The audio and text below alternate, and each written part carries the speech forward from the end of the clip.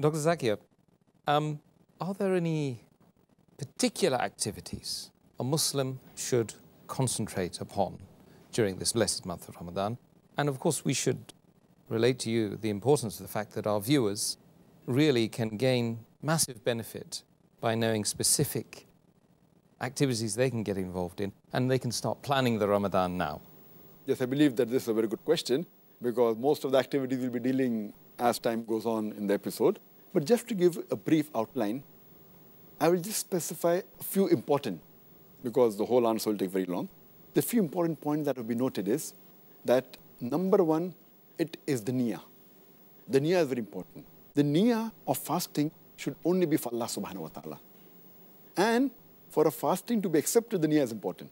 So making the Niyya is very important, without which the fasting will not be accepted. Number two is observing the Sunnah of the fast that we'll be dealing in detail in the next few days.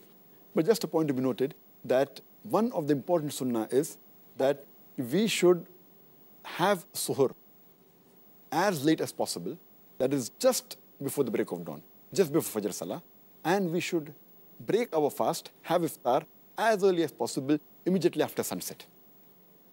Furthermore, in this blessed month, we should be careful and we should avoid all things which are prohibited, which are haram, and all things which are Makrooh.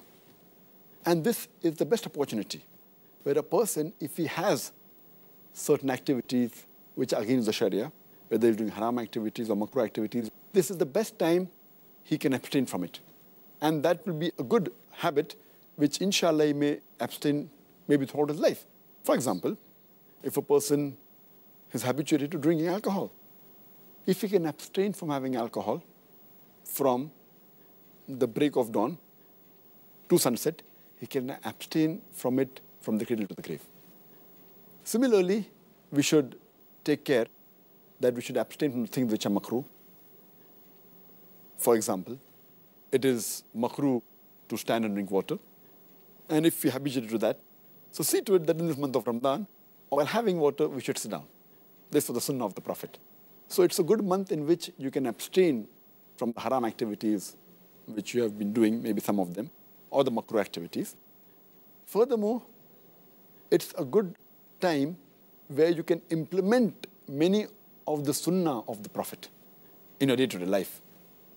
For example, maybe sporting a beard. Many Muslims don't have a beard. So it's a good month where you can follow the Sunnah of the Prophet.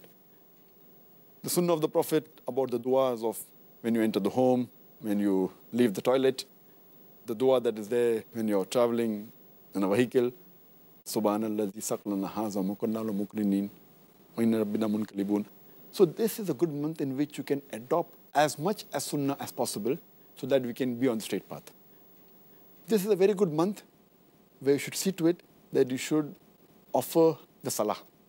Not only the 5 times Salah, which is the fard, even try and offer as many nawafil and Sunnah. And if you're not habituated to reading in congregation, see to it that you read in a congregation, and as far as possible go to the mosque for the Salah. In this month, we should be particular that we do not miss the Taraweeh. Many people think, and it is a fact that it is a Sunnah, but many people think that because it is a Sunnah, we can miss Taraweeh. Taraweeh is a very important Sunnah. Though it's not a fard, but every Muslim should make it a point that as far as possible, they should attend Taraweeh because of the blessings it has. So Taraweeh is very important, which Muslims should never miss. And when we offer Taraweeh, many of us, we rush through Taraweeh because we want to complete the Quran, and many of them read the Taraweeh 100 miles per hour. We should read the Taraweeh with patience, at a moderate pace, so that people can understand what is the commandment of Allah subhanahu wa ta'ala. And that if time permits, and if possible, we should try and do i'tikaf in the last 10 days. And while doing i'tikaf, make it a point that we don't socialize. Many will make a mistake of socializing during i'tikaf. The whole purpose of i'tikaf is defeated. Furthermore, we should do more dua in this month. We should do more supplications. This is the month of dua. And we should do more zikr. Spend time in remembering Allah subhanahu wa ta'ala and also worshipping Him. This is the month in which we should try and read as much as Quran as possible. Besides reciting the Quran in Arabic, if you know Arabic as a language, then there's no problem. But if you don't know, then also read the translation of the Quran in the language we understand the best. If you understand English, read in English. If you understand Urdu, read in Urdu. Read it in the language you understand the best. But while reciting the Quran, for which you get a sawab, also read the translation of the Quran so that you can implement on the guidance of Allah subhanahu wa ta'ala. If possible, read the Quran once in every 7 days, or at least read one juz every day so that you complete the Quran at least once in the full month of Ramadan. In this month, try and read as much as hadith as possible.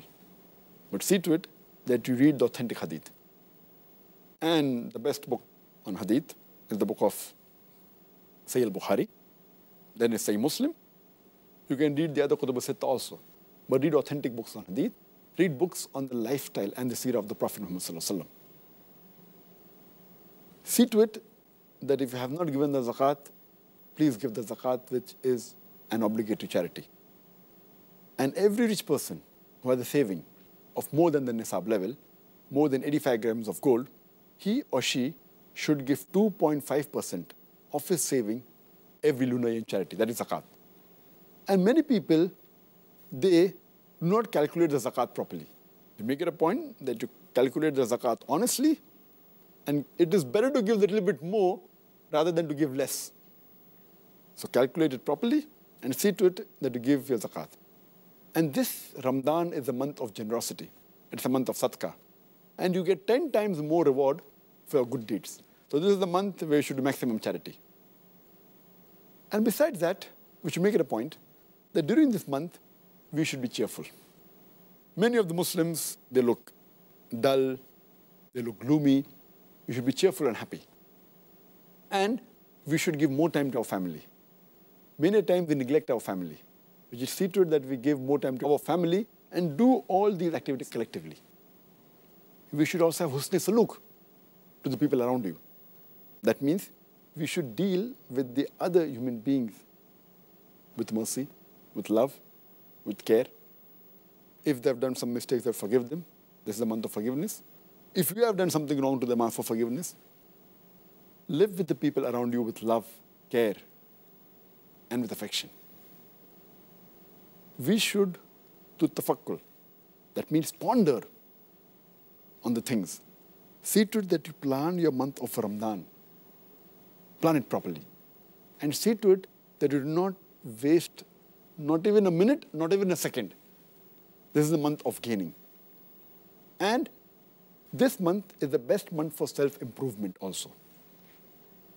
And besides that, you should also make it a point to do islah with your other Muslim brothers and sisters.